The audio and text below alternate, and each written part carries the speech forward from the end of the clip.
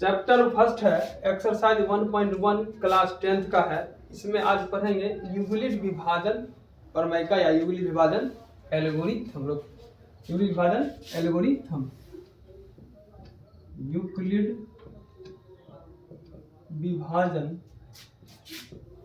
प्रमेय का, यानी आपको बताना है a बराबर B Q plus R. A होता है भाज्य, बी होता है भाजक, क्यू होता है भागफल और आर होता है शेषफल। यानी ए बराबर होता है formula B Q plus R. A होता है भाज्य, बी होता है भाजक, क्यू होता है भागफल और आर होता है शेषफल। यानी जिसमें भाग देंगे इसको कहेंगे भाजक, इससे इसको भाग देंगे, जो प्राप्त होगा उसको कहेंगे उसके भागफल और जो बच जाएगा उसको कहेंगे शेषफल। यूनिट विभाजन प्रमेय का एचसीएफ तब निकलेगा जब r बराबर 0 हो जाए। जहां पे r बराबर 0 हो जाएगा वहां का जो b होगा वही यूनिट विभाजन प्रमेय का होगा, एचसीएफ निकलेगा। थोड़ा और समझते हैं।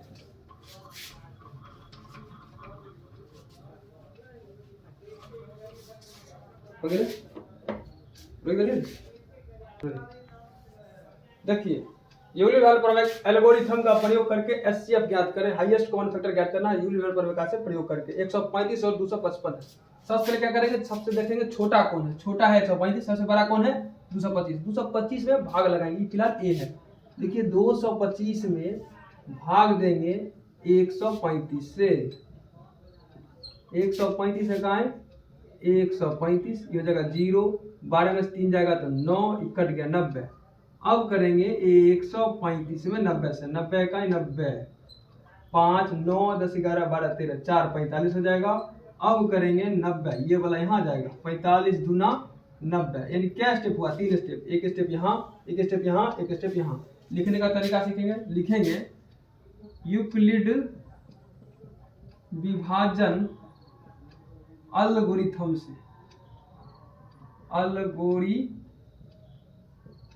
से, चूंकि हम जानते हैं क्या होता है a बराबर बी क्यू प्लस आर। ए बराबर बी क्यू प्लस आर। और देखिए प्रथम स्टेप है क्या 225 से। लिखेंगे फर्स्ट स्टेप आपका जाएगा 225। इसको क्या लिखेंगे, देखिए ई गुना ई या जोड़ ये हो गया आपका भाजक, ये हो गया भागफल, ये हो गया शेषफल।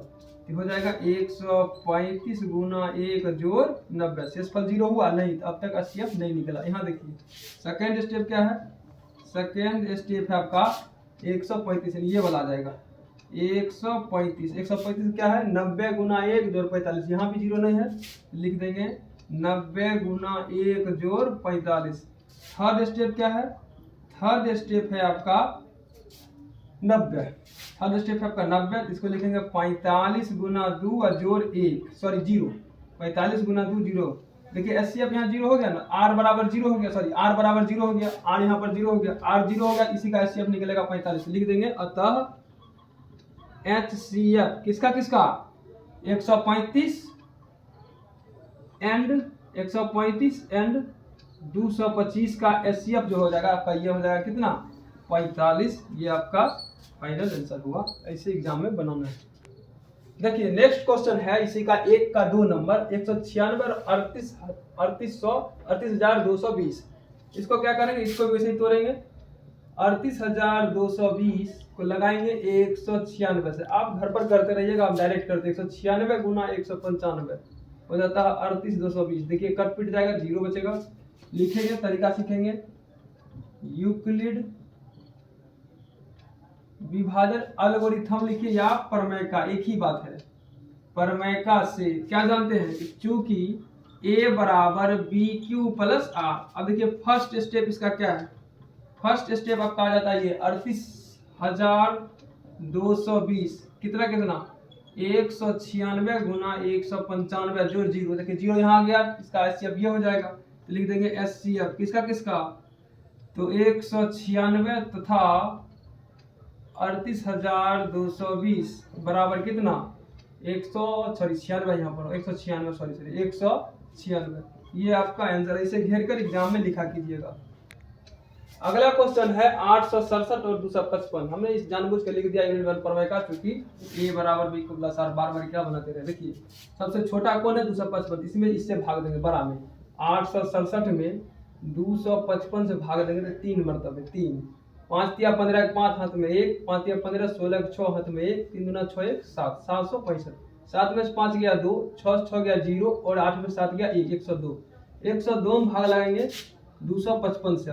102 दूना 204, 102 दूना 204, 4 में से 5 में से 4 गया 1, ये बचा 5, ये कट जाएगा। अब लगाएंगे 102 में 55 दूना 102, ये काट पीट देंगे। देखिए first step, second step, third step, इसमें भी 3 स्टेप है। लिखेंगे फर्स्ट स्टेप आपका आ जाएगा 867 बराबर 255 गुना 3 और जोड़ 102। ये सेकंड स्टेप आपका हो जाएगा 255। 255 में क्या लिख सकते हैं 102 गुना 2 और जोड़ 51, 102 गुना 2 और जोड़ 51। थर्ड स्टेप में आपका आ जाएगा 102। थर्ड स्टेप में आ जाएगा 102, 102 क्या लिखेंगे 51 गुना 2 और जोड़ 0, यहाँ पर 0 आ गया, एचसीएफ आ जाएगा। अब लिखने का तरीका है, लिखिएगा अतः एचसीएफ किसका 867 और 255 बराबर 51। यही आपका आंसर है। परीक्षा में से घेर कर आंसर लिखा कीजिए। देखिए अगला क्वेश्चन है, दर्शाइए कि कोई भी धनात्मक विषम पूर्णांक 6q + 1 यानी धनात्मक विषम पूर्णांक का चर्चा है, या 6q + 3 या 6q + 5 के रूप में होता है, जहां q एक पूर्णांक है। q पूर्णांक कौन सा होगा, जब भी होगा q पूर्णांक होगा धनात्मक पूर्णांक। पूर्णांक किसको कहते हैं 0 1 2 3 4 यानी प्राकृतिक संख्या सारा का सारा 0 और प्राकृतिक संख्या में जितना निगेटिव लगा दीजिए, यानी प्राकृतिक संख्या में निगेटिव लगा दीजिए 0, ये सारा का सारा कौन संख्या है पूर्णांक संख्या है। और इस क्वेश्चन को हल करते हैं। इस क्वेश्चन पे कहता है दर्शाइए कि कोई धनात्मक पूर्णांक, तो इसमें मान लेंगे q क्या लेंगे, माना q कोई धनात्मक पूर्णांक है, यानी पूर्णांक ऋणात्मक भी होता है और धनात्मक भी होता है, या q पूर्णांक है। q बराबर ले लेंगे 1 2 3 4 5 डॉट। अब बोलिएगा q आप धनात्मक क्यों माने, क्योंकि यहाँ सिर्फ पूर्णांक है, क्योंकि इसमें हमको निकालना क्या है विषम धनात्मक विषम पूर्णांक सिद्ध करना, इसीलिए q को हमने धनात्मक पूर्णांक माना। अगर यहाँ कुछ नहीं कहता तो हम भी सीधा पूर्णांक मानते, माइनस प्लस दोनों लेते। अब लिखेंगे जब q बराबर 1, इसमें बैठाइए क्या होगा, तो है आपका क्या 6q + 1 यानी दिस इंप्लाई 6 गुना 1 जोड़ 1 यानी कुल मिलाकर 6 का 6 1 7। देखिए सम है कि विषम है। अगला है 6 या है तो या यहाँ लिख देंगे 6q + 3 दिस इंप्लाई 6 गुना 1 + 3 यानी 6 और 3 9 हो गया, या 6q + 5 है दिस इंप्लाई 6 गुना 1 + 5 6 5 11। एक भी धनात्मक सम नहीं है, सारा विषम है। एक बार और चेक कर लेते हैं। जब q बराबर 2 भर दीजिए, इसमें से कुछ भी भर दीजिएगा 2 3 5 7 सारा भरिएगा, हर समय में विषम ही आएगा। देखते करके q बराबर 2 लिखते हैं 6q + 1 दिस इंप्लाई 6 गुना 2 जोड़ 1 6 दूना 12 1 13, या 6q की जगह 6q + 3 है दिस इंप्लाई 6 गुना 2 + 3 12 3 15 हो जाएगा, या 6q + 5 है दिस इंप्लाई 6 गुना 2 + 5 यानी हो जाएगा 17। यानी कभी भी रख रहे 7 9 11 13 15 17 और स्टेप रखते जाइएगा, 3 रखिएगा 4 रखिएगा 5 रखिएगा, जितना मर्जी उतना रखिए, कभी भी सम नहीं आएगा, हमेशा विषम आएगा। जैसे सिद्ध होता है तो कोई भी धनात्मक विषम पूर्णांक इस रूप में क्या होगा विषम होगा। इसको लिखने का तरीका लिखते हैं, अतः कोई भी धनात्मक विषम पूर्णांक 6q + 1 या 6q + 3 या 6q + 5 के रूप का होगा, जहां q एक क्या है धनात्मक पूर्णांक है। है। इससे अब साबित होता है प्रूफ डेट।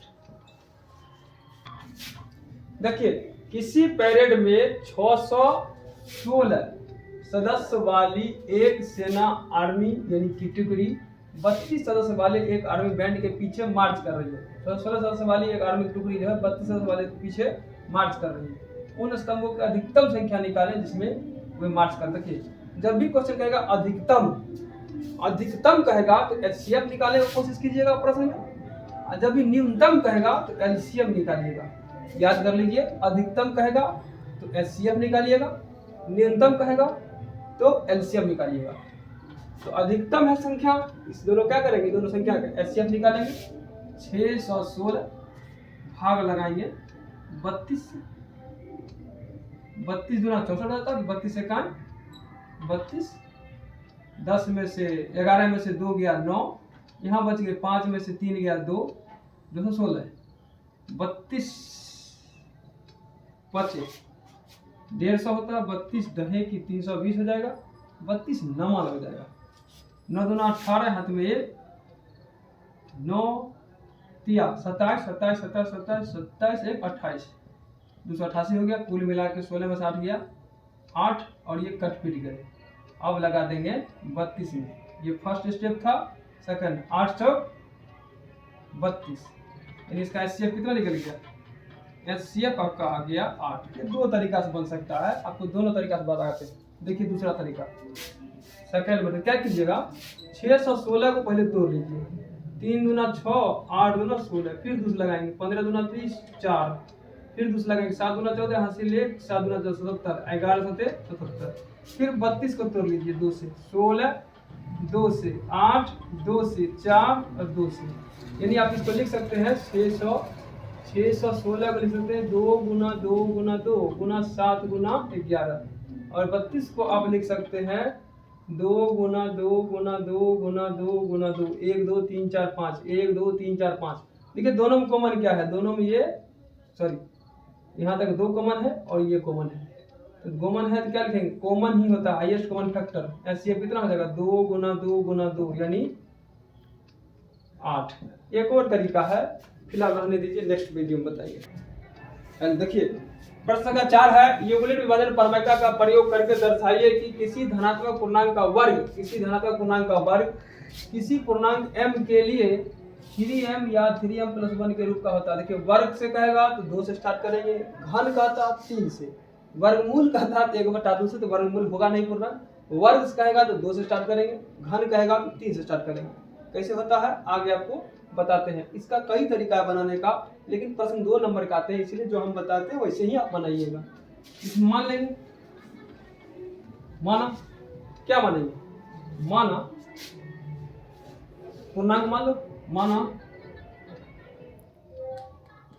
धनात्मक पूर्णांक q, तो क्या लिखेंगे, पूर्णांक है तो q बराबर क्या लिखेंगे 1 2 3 4 5 डॉट डॉट डॉट, चलेगा।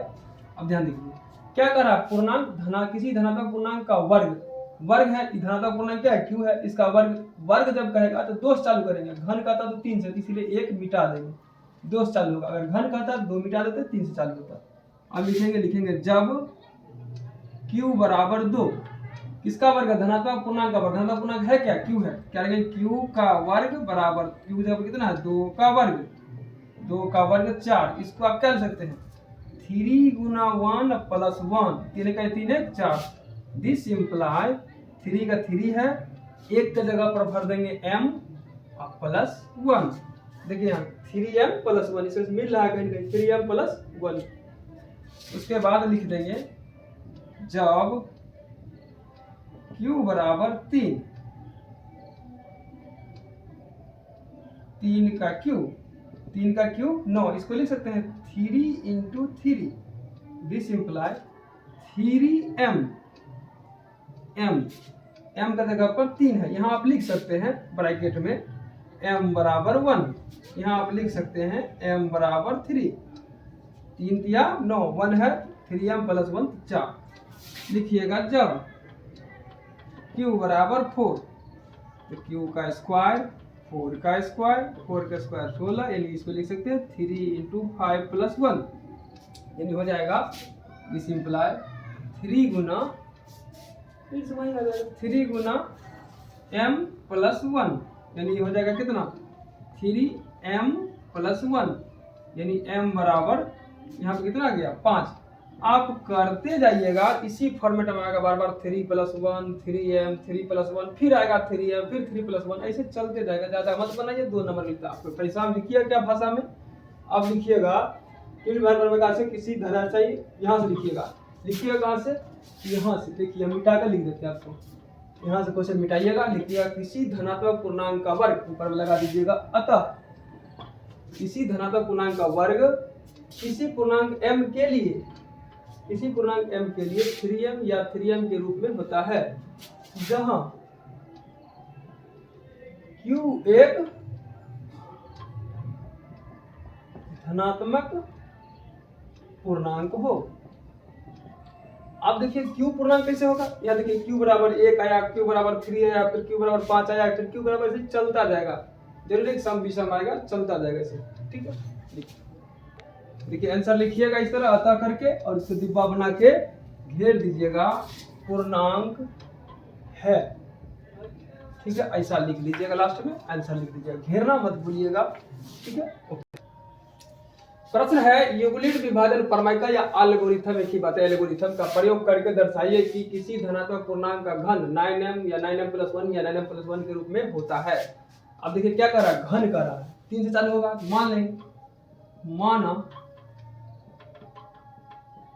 धनात्मक पूर्णांक q है, लिखिएगा अतः धनात्मक पूर्णांक 1 से चालू होगा, 1 2 3 4 5 6 डॉट डॉट डॉट। देखिए चूंकि घन है तो 1 और 2 तो होगा नहीं, क्या होगा 3। अगर वर्ग रहता तो 2 से स्टार्ट करते, घन है तो 3 से स्टार्ट करेंगे। अब लिखेंगे जब q बराबर 3, क्या करा घन मतलब पावर 3, तो q का q बराबर 3 का q, 3 का q मतलब 3 गुना 3 गुना 3, दिस इम्प्लाई 3 3 9 27। इसको आप ऐसा लिख सकते हैं 9 गुना 3, ध्यान देखिए 9 गुना 3 3 3 9 और 3 9 27, यानी आप लिख सकते हैं 9m, यहाँ m बराबर लिख दीजिएगा 3, नहीं हो लिखिएगा तो कोई बात नहीं, लिख सकते हैं। अब लिखिएगा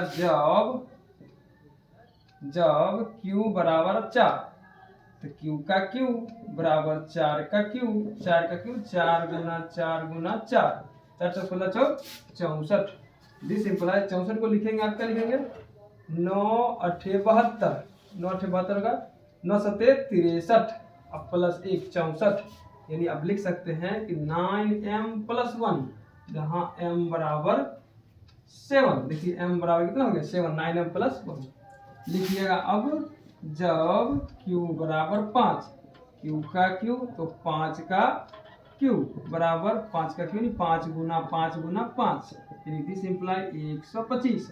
125 को आप करिए 9 गुना 13, 13 नमा 117 अब प्लस 8, 13 नमा 117 प्लस 8 125, यानी बराबर 9m प्लस 8, यानी हो गया आपका m बराबर 13। ये मन है लिखिए, नहीं मन है छोड़ दीजिए, कोई बात नहीं, 2 नंबर का क्वेश्चन पूछता है कि आपका यहाँ तक हो गया। देखिए क्या कह रहा था, यूनिट विभाजन प्रमेय का प्रयोग करके आपका मन है यहाँ लिखने का, लिख दीजिएगा। जब q बराबर 3 क्या लिख दीजिएगा यूक्लिड विभाजन प्रमेय का से ब्रैकेट में लिख दीजिएगा a बराबर b³ प्लस r। यहाँ से आप इसे चले, देखिए यूनिट विभाजन प्रमेय का चला है, लास्ट में लिखिएगा क्या इतना में, यहाँ से लिख दीजिएगा। कहाँ से लिखना सीखिए आप लोग, यहाँ से लिखिएगा। देखिए ये प्रश्न है, आप लोग लिख लिया हो जाएगा, देख लिया हो जाएगा, मिटा देते हैं, यहाँ से यहाँ तक मिटा दीजिएगा। किसी है यहाँ लिख दीजिएगा अतः किसी धनात्मक पूर्णांक का घन 9m plus 9m plus 1 plus, देखिए ना 9m प्लस 9m प्लस 1 या 9m प्लस 8 के रूप में होता है। और एगो बात और बात, जहाँ q एक केहन पूर्णांक है, धनात्मक पूर्णांक है, धनात्मक पूर्णांक है, ये आपका आंसर हो गया। आप लोग नीचे लिख लीजिएगा। सेशन 2025 से 26 वाले स्टूडेंट के लिए है हमने चालू किया है आज से।